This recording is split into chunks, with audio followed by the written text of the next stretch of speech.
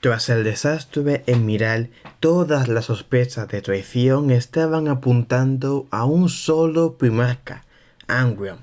La matanza había sido tan grotesca que varios de sus hijos, junto con él, perdieron totalmente el control. Provocaron una masacre en cadena, llevándose por delante tanto a leales como a traidores. Incluso siendo un número muy pequeño, eran lo suficientes como para ser señalados por todos sus hermanos. El primarca de los perros de caza solo estaba a un pequeño error de ser purgado, un mal movimiento y su legión pasaría al olvido. Él sabía sus pecados mejor que nadie. El hecho de tener los clavos del carnicero era uno de ellos, una maldición de su planeta natal, un recuerdo de la brutalidad y de la crueldad. Nació como un dios, pero creció como un esclavo, no sediento de sangre, sino ansioso por la libertad. Desde el amanecer de su vida, siempre fue encadenado bajo el yugo del esclavo, mientras acababa con la vida de numerosos seres igual de desafortunados que él. El tiempo pasó y Angron empezó a desarrollar sus capacidades como primarca, ganándose el favor del público y exigiendo su liberación.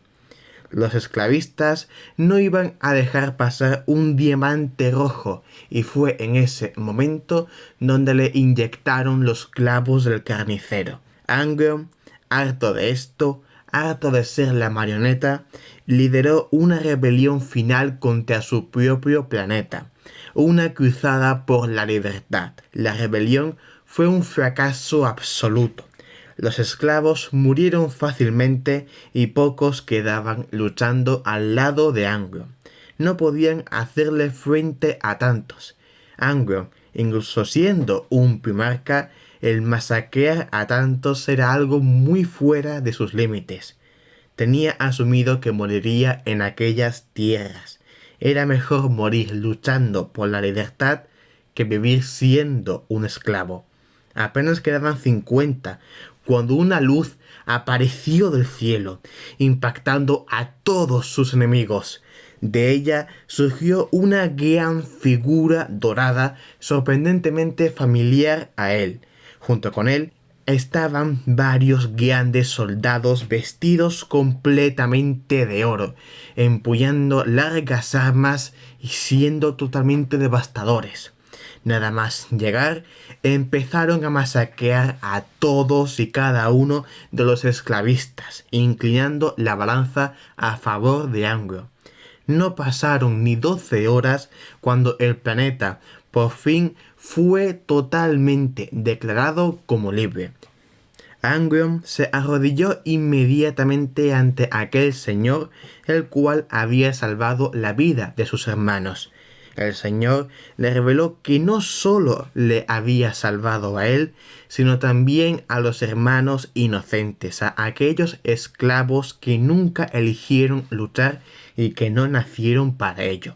Este Señor se reveló como el emperador de la humanidad, como su padre legítimo. Le ofreció comandar una legión de sus propios hijos para liderar la galaxia y para traer luz a la oscuridad, para poder darle la libertad a aquellos humanos oprimidos.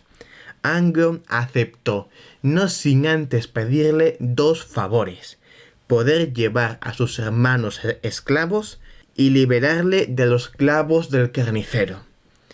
El primer favor fue relativamente sencillo para el emperador.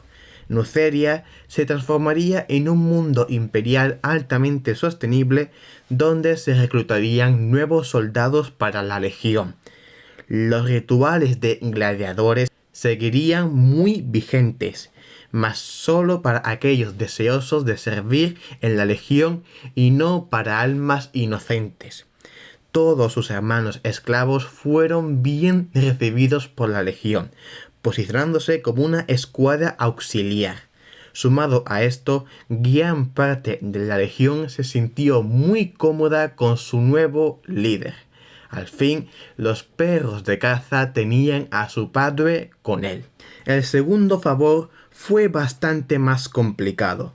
A pesar de que existía un método para quitar los clavos del carnicero, sería muy lento y posiblemente se necesitaría de varias sesiones para poder extirparlos por completo. Angron aceptó sin dudarlo. Era el último recuerdo que tenía de su pasado como esclavo y haría lo posible y lo imposible con tal de eliminarlo por completo. El emperador se encargó personalmente de estas sesiones, donde se le extirpaban poco a poco estos implantes. Pudieron quitar gran parte de ellos, alrededor del 70%, pero los cables restantes estaban incrustados en partes cruciales del cerebro. Se necesitaría de reposo totalmente absoluto para poder extirparlos correctamente. Angron aceptó, otorgándole el liderazgo temporal de su legión a uno de sus hijos más fieles y leales, Karl. Este cambio causó gran rechazo por parte de los hermanos de Nuceria, los cuales no consideraban a este hijo de Angron como un digno sucesor, ni tan siquiera como algo temporal. Gran parte de ellos se marcharon, volviendo a Nuceria, donde protegerían al planeta de cualquier invasión. No eran fieles al imperio, eran fieles a Angron. Cuando él volviese, ellos también lo harían. Las enseñanzas de Angron a sus hijos siempre han sido sobre valores: coraje, empatía, respeto, valentía. Valoraban la furia y la eficacia por encima de todos. Pero tenía una explicación. Debían de ser los más fuertes para poder proteger a los más débiles. Odiaban a los tiranos por encima de todo, a aquellos que oprimían la libertad de los demás, que manipulaban y usaban a la gente para sus caprichos personales. Angron era consciente de que esos valores no eran muy comunes, pero era debido a esta rareza por la cual se encargaba de enseñarlos. Un guerrero fuerte debe de ser un guerrero sensible, mas las emociones deben de ser su motor y no su debilidad. Se fue forjando poco a poco una cultura guerrera en los perros de caza, única en su especie y muy fraternizada entre sí. No había ninguna necesidad de hacer logias de ningún tipo, ya que todos se sentían muy unidos y pertenecientes a la misma legión. Pero su suerte cambiaría tras el desastre en Miral. Angron, a pesar de tener los clavos del carnicero totalmente removidos, tenía un reemplazo para evitar un desgarre cerebral. No podía curarse al completo. Su padre hizo todo lo posible con tal de que su hijo fuese libre. Esa maldición tardaría bastante en desaparecer, y ahora le tocaba a Angron aprender a controlar su furia. El reemplazo eran poco más que cables sin ningún tipo de función, pero el cuerpo del primarca los percibía como si fuesen los clavos del carnicero. Tenía aún pequeños ataques de ira provocados por su propio cuerpo. Angron no tenía ninguna cura más que meditar y controlar aquellos ataques de ira. Era la única forma de hacer las cosas bien. Pero en Miral, cuando vio cómo Fulgrim asesinaba a sangre fría a su hermano Ferrus, la meditación no sirvió absolutamente de nada. La ira recorrió cada esquina de su cuerpo, la furia bombeó sangre más rápido que la luz, y su mente solo pensaba en una cosa: venganza. Masacró a miles de traidores sin tan siquiera dificultad. Armaduras de la Legión Omega volaban al paso de Angron, el cual parecía una auténtica furia endemoniada. Por fuera era todo sangre y muerte, mientras que en su interior lloraba la muerte de su hermano como ningún otro. Angron, de todos los primarcas, era el más sensible y el más sentimental. La muerte de su hermano fue prueba de ello. Este descontrol no pasó desapercibido a ojos de sus hermanos, los cuales lo consideraban una desgracia y un traidor a voz suelta, aunque no oficialmente. Los insultos y las amenazas no paraban, mas Angron y su legión siguieron permaneciendo leales. Para poder solucionar el asunto, se realizó un concilio de último momento en Olimpia, el planeta natal de Perturabo. Estaba fuertemente defendido, con amplias defensas de artillería y con más de 20 escuadras bien posicionadas. Contaba con el apoyo de varios cuerpos de puños imperiales y varias escuadras de los perros de caza. En el concilio se reunieron algunos primarcas, mas no todos. El propio Perturabo estaba en tierra y no pudo asistir, pero dejó a varios de sus sargentos para asegurarse. Cuando el sol se puso, empezó el debate. Lionel criticó a Angron muy duramente, acusándolo de alta traición al imperio y que merecía ser purgado de todos los archivos imperiales, al igual que sus antiguos dos hermanos. Asumía que no era digno de portar el nombre del emperador y que debería de estar enterrado en Miral. Su mirada ferviente y sus ojos teñidos de azul se volcaron totalmente en Angron, quien apenas podía levantar la cabeza de la vergüenza que sentía.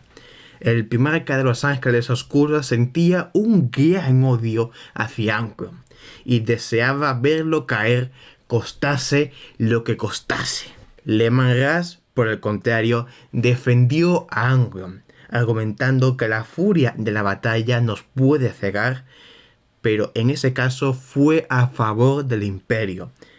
Podía verse en los ojos de Angron que era puro de corazón y que realmente no fue su intención descontrolarse. Él mismo comprendía cómo la rabia y la ira puede cegarte y cómo no es tan sencillo lidiar con ello. El primarca de los lobos espaciales, haciendo gala de su expresividad, dio un gran abrazo a su hermano, en un intento de ser perdonado por todos sus hermanos, en un intento de ser visto como uno más. Corvus, el cual había podido escapar a duras penas de la trampa en Nam, apoyó a su hermano Leman, ya que un error de ese calibre no merece ser castigado. El primarca de la Guardia del Cuervo había visto con sus ojos negros cómo su hermano lo traicionaba sin miramientos. Era quien había tenido un contacto más directo con los traidores y sabía de lo que eran capaces con tal de hacer caer a sus hermanos.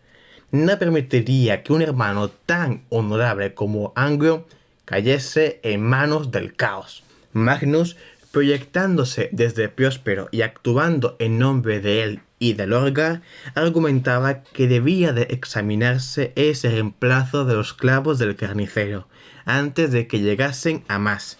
Él no dudaba de la buena fe de su padre ni de los amplios conocimientos que éste tenía, pero el suceso en Miral reveló varios fallos en la operación de los clavos. Podía ver que había una influencia muy negativa en él, que no era propia sino de una entidad maligna. No podía asegurar que fuese un dios del caos, pero tenía pruebas suficientes como para creerlo firmemente.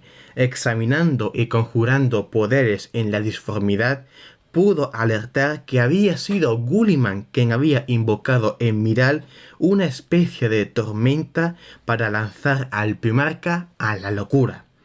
Afortunadamente, no se corrompió debido a la gran fortaleza mental de Angron.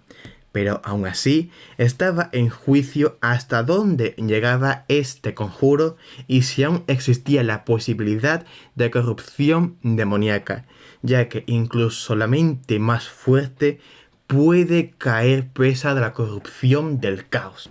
El último de los primarcas allí presentes se levantó. Sanguinius estuvo presente toda la noche, observando y analizando cada detalle.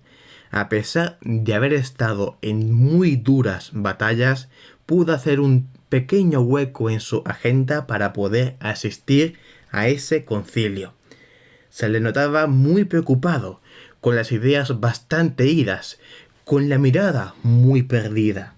Sus piernas flaqueaban por momentos, su mirada estaba perdida y sus manos no paraban de abrirse y cerrarse continuamente. El primarca de los Ángeles Sangrientos se levantó para dar su veredicto, o más bien su opinión.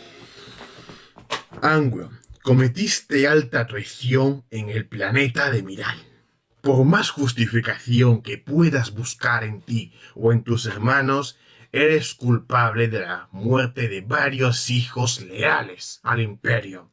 No podemos tolerar estos actos en medio de una invasión. Debes purgar esos pecados. Debes de ser castigado. Para ello, he pensado en una pequeña prueba. Ulanor. Muchos de los aquí presentes recordaréis aquel planeta, donde derrotamos a los orcos junto a nuestro gran y querido padre. Deberás de ir allí y aplacar a un imperio orco creciente, descendientes de los que alguna vez derrotamos. Cumple esta prueba y consideraré que tu honor ha sido restaurado. Todos allí guardaron silencio hasta que Magnus y Leman Ras hablaron casi al unísono. Eso no era un castigo. Angron no merece ser castigado, sino comprendido y curado. De ir a Ulanor, posiblemente pudiese sufrir más daños a causa de la corrupción del caos, y perder a un primarca más no era una opción viable. Tenían que ayudar a su hermano, no castigarlo. Corvus estuvo totalmente de acuerdo con ellos. Lionel se quedó en silencio, meditando sobre todos los hechos. Angron levantó su cabeza y habló. Iré a Ulanor, cumpliré mi tarea y restauraré mi honor. Él creía en la buena fe de su hermano. Siempre se decía que Sanguinius era el más bondadoso de todos los primarcas, el más bueno, el más capaz, el ser con mayor corazón. Confiaba plenamente en él. Sabía que su hermano no lo defraudaría.